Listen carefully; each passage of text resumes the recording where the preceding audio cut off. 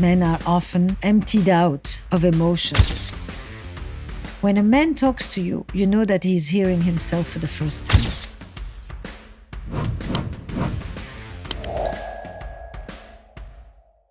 Is speaking a man's strength, though? Is what? Speaking. Yeah. Communicating Yeah. about how they feel. Is that a strength that It depends how it's said. You know, because people think of intimacy as verbal communication, often. It's one of the things I saw in chapter 3 of your book that we... So, here's the thing. I don't buy the thing that men talk less. I do think that, yes, men are often emptied out from the vocabulary of emotions by age 7. It's like siphoned out of them.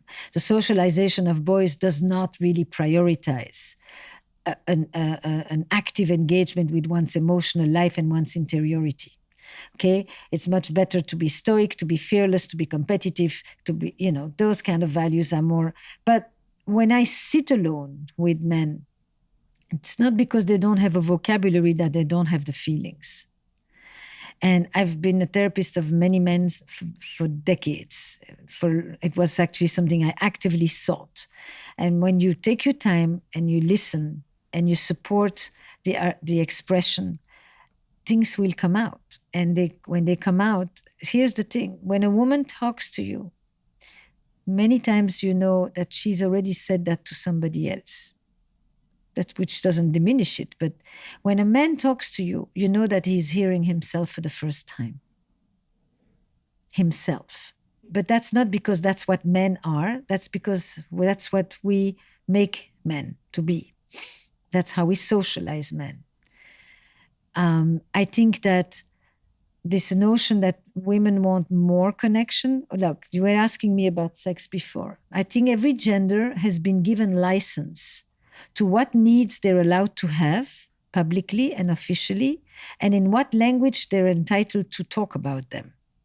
So men will not necessarily talk about the need for tenderness, connection, care, intimacy, holding, because that is not the vocabulary that has been assigned to them. So they will talk about it in the language of sex.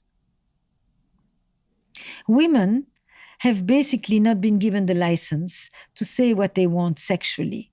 That is really not what they have been educated to develop. So they have learned that they are allowed to speak about relational needs. And wrapped in their relational needs are all kinds of other longings for sexual intimacy, for seduction, for pleasure, for connection.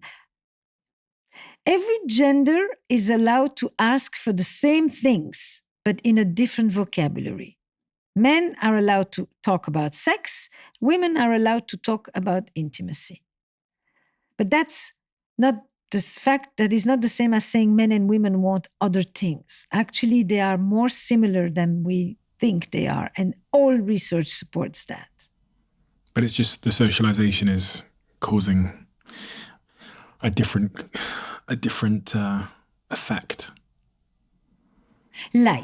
We like to think that, men's sexuality, it's autonomous, it's unprompted, it's spontaneous, they don't need anything, they're always ready, they're always looking for an outlet, and that, men are creatures of nature and women are creatures of meaning.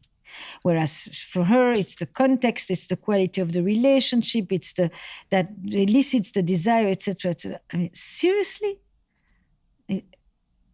On what basis are we saying things like this? I mean, you want to know, men have a range of very deep emotions that completely affect how they experience sex.